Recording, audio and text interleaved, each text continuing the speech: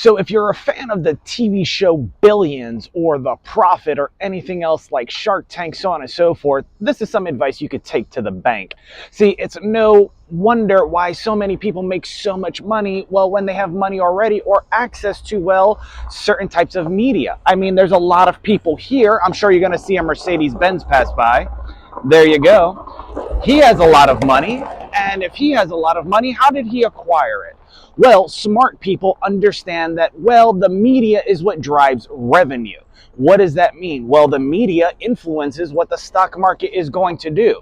So if you've seen the first episode of Billions, so on and so forth, with Bobby Axelrod and how he manages a hedge fund and everything else, they start talking about what's going on in the news and everything else. Why is that? Because people will go ahead and receive that information and then make decisions based upon it, sometimes not even, well, doing their research on futures, so on and so forth.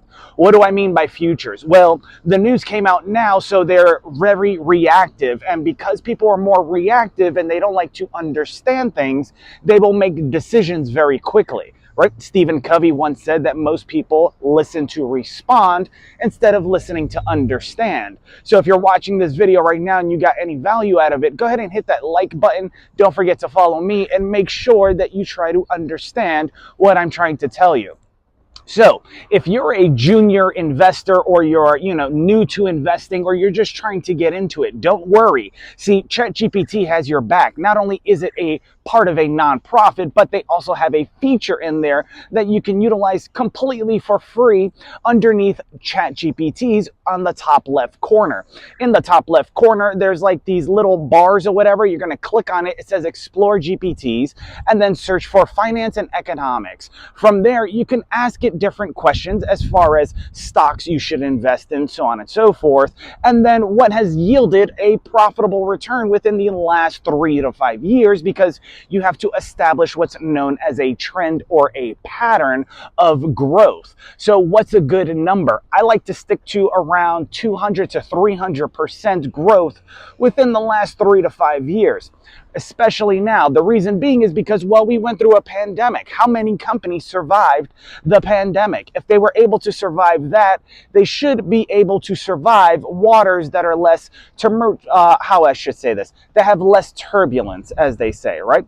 Because if you're in a rocky road, so on and so forth, it's hard to maintain control of what you're, well, maneuvering through, right? Or if you're in the ocean sailing, so on and so forth, and a storm comes, it's going to be very hard if you're new to sailing to go ahead and pilot that boat efficiently or sail that boat efficiently, unless you're an advanced sailor, so on and so forth. Not because of anything else, but these are all metaphors. Now, why do I use them? Well, in the finance world, they have something called a bear market and a bullish market. This is based upon the ways a bear and a bull attacks. See, a bull puts its head down first and then raises its head to go ahead and impale you with its horns in a upward slope. So when you hear a bullish market, you know that the stock is going to go up. A bearish market, based upon how a bear attacks, a bear raises its hand with its claws and swings downward in a downward slope. So you understand that, well, the stock is probably going to go down or the market is going to go down. So how do you take all these little nuggets and put them together? Well, I mentioned the TV show The Profit, and in the TV show The Profit, Marcus Lemonis talks about people, product placement, so on and so forth, right? Some of the things that he looks at when he's investing in either small, medium, or larger businesses. Now, one of the reasons why he's looking at those three things is because it's very specific to how you invest. See, the product or service, well, what does it do? Who does it serve, so on and so forth, right? And then is it something that can be replicatable very easily? Well, then it's going to probably have a lower price point. And then, of course, what's the profit margin between the price point and the cost to develop the product or service, so on and so forth, and the overhead and everything else that goes into it when calculating, future investments. Now, moving forward, who is your ideal client avatar? If you are in marketing or have a background in marketing, you know what an ICA is. But if you are an investor, you know what a unique selling proposition is as well, right? because the unique selling proposition is how you pitch to the individuals that you want to acquire money from, i.e. investors or people that may be purchasing your product or service. So now that you understand the people and the product and where it's going, such as demographics, psychographics. Remember, demographics, you have your age, male, female, so on and so forth, right? Your sex type, so on and so forth, location, beliefs in religion, all these other things, their ideologies, their interests. These are their demographics. Their psychographics would lead you to the psychology in which that they pay attention to, right? They may be a Star Trek fan, they may be a car lover, they may be a chess player, they may be into business, they may be into, I don't know, Dungeons and Dragons, for crying out loud, right? But they also pay attention to all these other things, and there is a group of them, right? I mean, take a look at the car behind me. It's a BMW. It's a normal type of demographic that normally invests or purchases a BMW for specific reasons because, well, not only is it a luxury vehicle, but it markets to a particular class. Take a look at this class, right? That was a Nissan. Now, the person that buys the Nissan is not going to purchase a BMW. Why? Because their psychology is different. And if their psychology is different, then they're going to weigh things out financially differently, right? The person that buys the BMW has a different psychology than the person that buys the Nissan, right? The person that buys the Nissan Xterra or whatever may have a more outdoorsy personality, whereas the person that buys the luxury vehicle, their psychographics are somewhere else because that demographic speaks to other people. Remember, social proof and social engineering, right? If it looks like a duck, walks like a duck, and quacks like a duck, it must be a duck. And if you drive a luxury vehicle, people might think you have money or you're worth speaking to because of the things that they see in their proximity or vicinity. This brings me to placement that Marcus Lemonis talks about when investing into companies, right? If you're looking to invest or build or promote a business, right? Where are you placing the advertisements? Where are you doing the marketing? So on and so forth. Because you have to remember, if you're on social media, and we'll use this as an example, when you're on LinkedIn, these people are in a business mindset. Well, business people like to have certain things and portray themselves in a certain way. So CEOs, executives, business owners, etc., they might see the BMW advertisement or the Mercedes-Benz advertisement, whereas lower level employees may see the Nissan, Honda, and Toyota or Mazda, right? As they work their way up, depending on where they are in position, this is their demographics in which you can target on the platform. Now, let's say that they're, just trying to stumble on the internet when it comes to social media, and they're just interested in different things. Well, leverage the algorithm, right?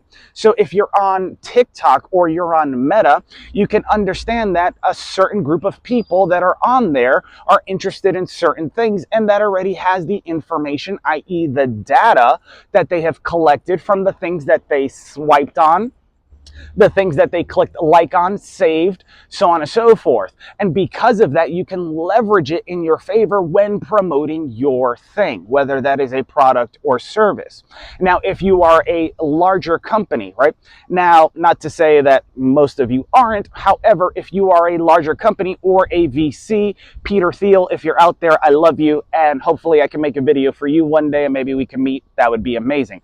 Anyways, so if you're a VC, so on and so forth, and you're looking at ways to not only have exponential growth, but also have quick growth in a market that may be somewhat niched down or that is exploding very quickly, you have to identify not only the ICA, but the USP, as well as the placement in which you're going to, well, get the attention. Now, if you're a large company, you may go ahead and advertise on television. Well, each channel, just like social media channels, have their own demographic and psychology, right? Or psychographics. You have to understand that sociology plays into this, right? What is sociology but the study of groups of people, right? The individual person, that's psychology. Sociology, obviously social media, groups of individuals. Same thing applies to television, advertisements, and media, right? If you look at NBC, they're not showing the same things as CNN. CNN is not showing the same thing as MSNBC. MSNBC is not showing the same things as ABC, so on and so forth, right? Or let's talk about OTT. You have Hulu, you have Disney, you have Netflix, you have Prime, etc. And they all have a particular demographic that pertains to that platform when advertising. So how can you leverage this in your favor? Look at the shows that are being shown or displayed on those networks, see what those shows are actually talking about, and then strategically place your marketing or advertising during those programs or during the times in which people might be watching them. Or you can target the TV show itself so that when people watch it and they see the advertisements, it links to them, right? So let's say you're an attorney. Well, you can target shows like Law and Order, the TV show Bull, where he's a trial attorney, so on and so forth, the gentleman from NCIS, right? Or other shows that deal with that, How to Get Away with Murder, etc., right? And then while they're watching that show, your advertisement for Law will come up, right? I mean, think about it. It's not, you just got to put the puzzle pieces together. Now, depending on the people you want to work with, you might go ahead and alter that decision based upon the show, right? If you want to deal with more nefarious people or people that like to get away or skirt the law, you may go ahead and put more money behind advertisements that are on How to Get Away with Murder. If you want to deal with people that are more intelligent, that want to understand things, that want to win cases, you may target TV shows like Suits and Bull, so on and so forth, right? Because sometimes good guys have to do bad things to make the bad guys pay, right? If I remember that correctly. But, you know, the dynamic between them, and then, of course, Bull, how he does his analysis and everything else. If you're doing something else, let's say in the product space, or you're working with AI, why not go ahead and advertise on Disney and Hulu that have TV shows that are futuristic? You know, they have, what is it, the Iron Heart, which is loosely based off of Iron Man, so on and so forth. Or you could go ahead and target Iron Man or Marvel specifically, and then when people are watching these shows, they could go ahead and now see the advertisements for your AI product, feature, so on and so forth, whatever it is that you developed, explaining the benefits, what's in it for them, because at the end of the day, people don't care about features, they care about what's in it for them, right? Remember that, because then you can leverage that later on. Once you acquire all that information, remember, time is the most valuable commodity you can never purchase more of. I remember Warren Buffett stating this. Not only is it true, but if you understand that people care about their time, right, then you're able to not only capitalize on it, but sneak in there for 15, 30 seconds, or maybe a minute long, depending on how long it takes you to explain what it is that you're trying to say or point that you're trying to get across. So if you're explaining AI and you're targeting Marvel, well, these people are highly entertained. They probably have a shorter attention span because they want to get back to the show, but because they're also intelligent, creative, and everything else, you have about 15 seconds, right? 15 to 30 seconds, depending on how the creative is developed, because, well, let's face it, Gary Vaynerchuk wasn't lying that the creative is the variable of success with any business, right?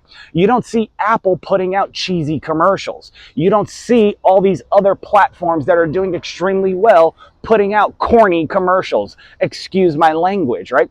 You see them putting out things that are interesting, that capture the eye, that make you want to pay attention or say, I want to see more. Almost like a magic trick, right? Because you have 15 seconds, roughly, right? The average person uses about 6 seconds before they make a decision to move away from something, whether that's on social media or something else. And then, of course, they have the ability to skip a commercial on things like YouTube or other platforms. But if you're jumping into their space, their time, right, their form of escapism while they're watching and vegging out in front of a television or whatever, then you might want to make it creative enough so that not only does it match or mirror what is being displayed in front of them during their time of escapism, but speaks to them directly in whatever need or want that they might have, explaining the benefits, right? So these are just a couple ideas that you can utilize to leverage yourself in the future. Now, when it comes to investing, you want to look at the TV shows and everything that's going on, not only in the news, but in the television shows as well, because the commercials will also give you an idea of who has extra funds in order to spend money on advertising, right? Because if they have extra capital to do advertising, what else do they have extra capital to do, right? So if they are trying to grow the company and you see their advertisements, let's say for a pharmaceutical company or whatever, look into that pharmaceutical company, leverage the finance feature in ChatGPT, do market research to understand the company and its growth over a certain amount of time, and then go ahead and talk to maybe a professional, because Lord knows I'm not one because I'm not fully certified, although I have certifications just in different areas. But go ahead and ask questions to professionals in order to see, would this be a good strategic investment?